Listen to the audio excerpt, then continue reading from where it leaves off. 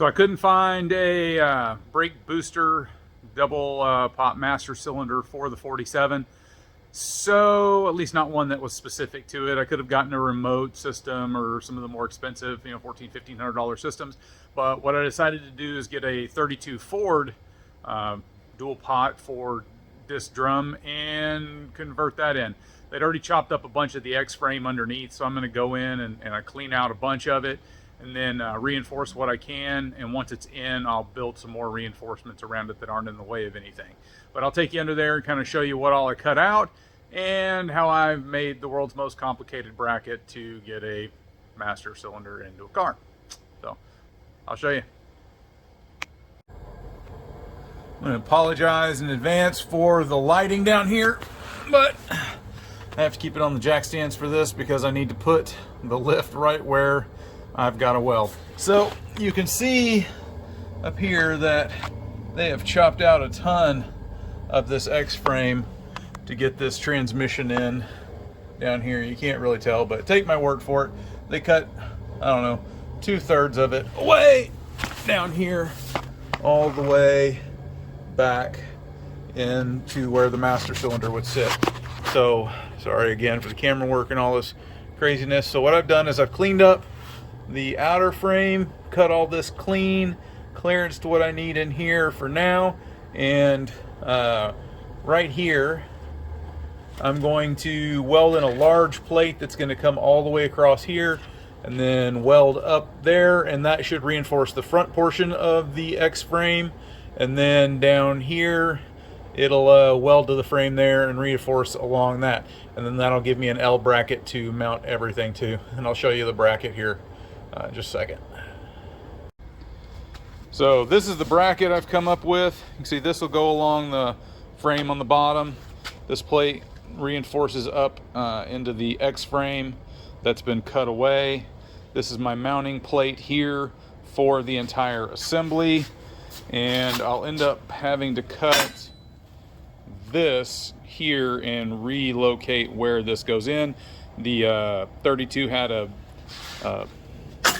foot that set off like this. I need mine probably just directly in line so it fits through the stock hole location. So I'll have to bend, cut, or reshape this some once I get it mounted in the car and I can see exactly where it's going to want to go. That's all it is. I'm going to go ahead and weld nuts to the back of this plate here, do all this welding, reinforce it. I have some gussets that will go in here and another one that will cap off on the back side there, so it'll be double gusseted. Should be plenty strong. This is 1/4-inch plate, and yeah, anyways, booster will sit here, master cylinder out here. So once I kind of get it all in the car, because this one's kind of a funky one to show, so I'll just show you once it's in there. All right, so I've got all of the braking components installed, coming off of the front and rear all the way to the new brake booster and master cylinder.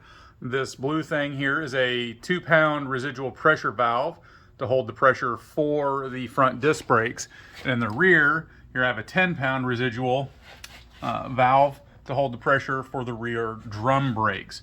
This is just a regular Summit brand proportioning valve. It's turned about 50% of the way down right now. I'll adjust that once we get driving.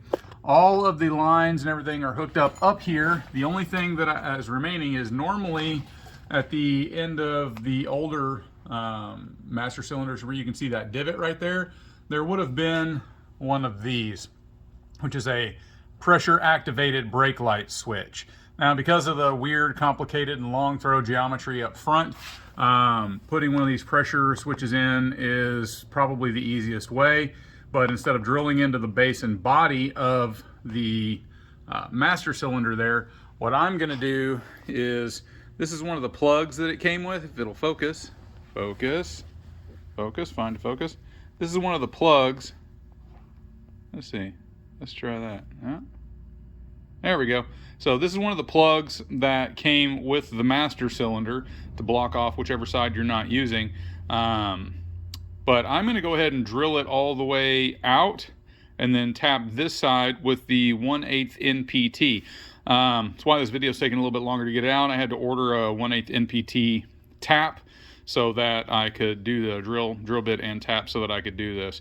Anyways, I'm just going to chuck this up in the vise, drill a centered hole down through it this way, and then use that as my centering hole for the proper size drill bit and tapping on this side. So that's the plan. Once I have that done, put it in, I'll bring you back. It's just drilling a hole and tapping a hole. I'm sure everybody knows how to do that.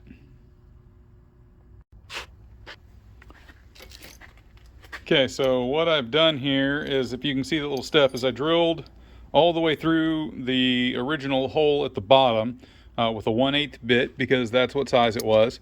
Then I drilled down with a 1/4 inch bit just to widen it out past the depth that I wanted to thread so that I can get a good seat at the bottom and seal. And then I went ahead and drilled it with whatever on earth size this is that comes with the 1/8 NPT tap. So anyways, those three, 1/8, 1/4, and then the 1/8 NPT drill bit. Let's see what it says here. It says, it just says R high-speed steel. So anyways, cheap Amazon, like $8 tap, but it's specific for this size. So anyways, I'm gonna go ahead and thread that, and then we'll get it put in the car, and then we can start bleeding the brakes, and we should be able to drop her down and see what happens. All right, there we have it. Easy as that. Now we'll just go screw this in, hook up our brake lights, and we should be good to go on the braking system.